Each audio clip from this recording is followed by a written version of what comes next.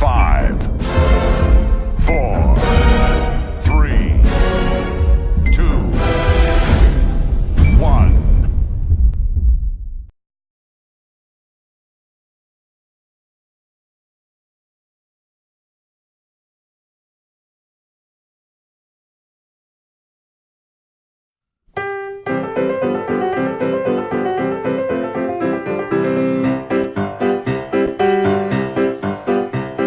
There's antimony, arsenic, aluminum, selenium, and hydrogen and oxygen and nitrogen and rhenium, and nickel, neodymium, neptunium, germanium, and iron, americium, ruthenium, uranium, europium, zirconium, lutetium, vanadium, and lanthanum, and osmium, and astatine, and radium, and gold, protactinium, and indium, and gallium, and iodine, and thorium, and thulium, and thallium. There's yttrium, ytterbium, actinium, rubidium, and boron, gadolinium, niobium, iridium, and strontium, and silicon, and silver, and samarium, and bismuth, bromine, lithium, beryllium, and barium.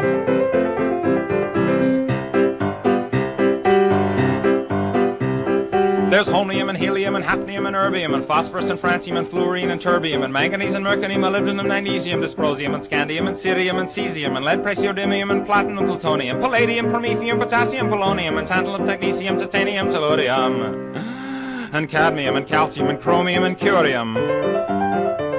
There's sulfur, californium, and fermium, berkelium, and also mendelevium, einsteinium, nobelium, and argon, krypton, neon, radon, xenon, zinc, and rhodium, and chlorine, carbon, cobalt, copper, tungsten, tin, and sodium. These are the only ones of which the news has come to Harvard, and there may be many others, but they haven't been discovered.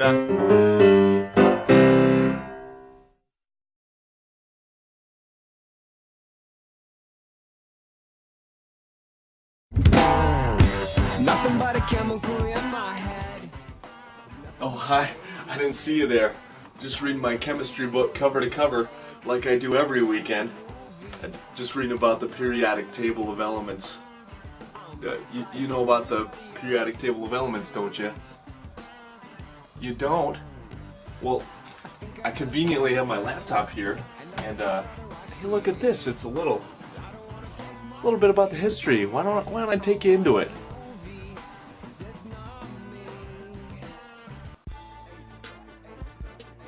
The periodic table is basically an arrangement of the chemical elements compiled by the respective chemical numbers in columns, called groups or families, and rows, called periods.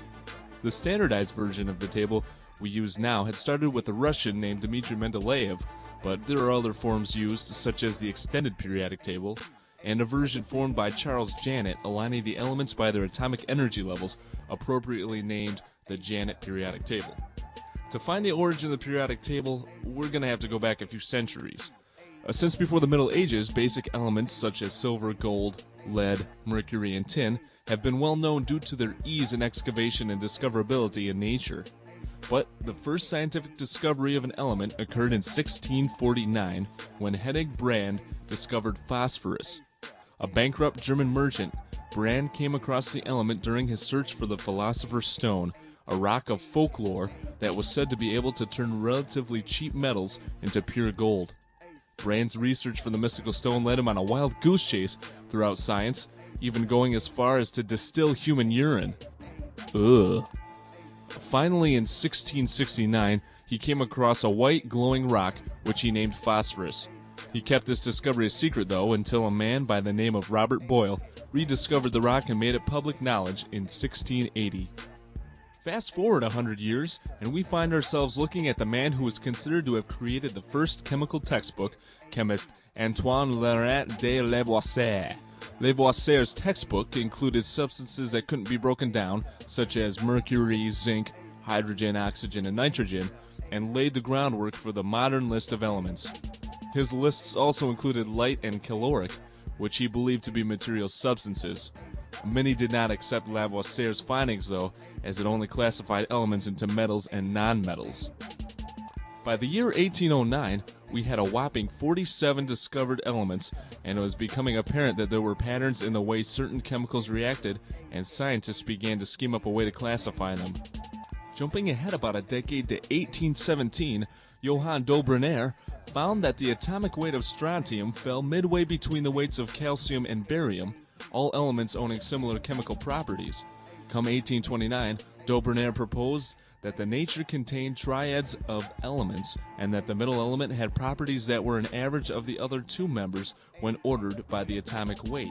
This he called the law of triads.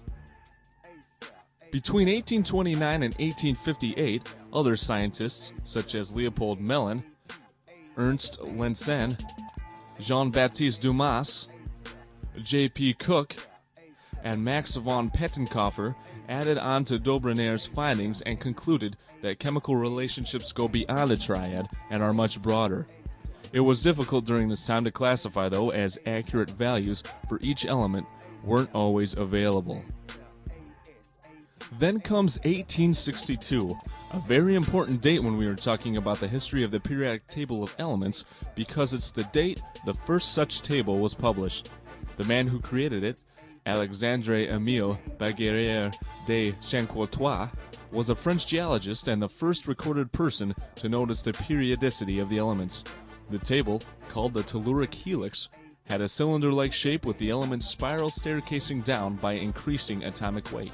While de Chancourtois predicted the stoichiometry of several metal oxides, some of his proposed elements were later found out to be ions and compounds. Moving on in time, we come to English chemist John Newlands, who in 1863 wrote a paper classifying the 56 known elements at the time into 11 groups and arranging them by similar physical properties. A year later, he proposed the law of octaves and published his own periodic table, aligned in a way that resembled the 7 intervals of the musical scale.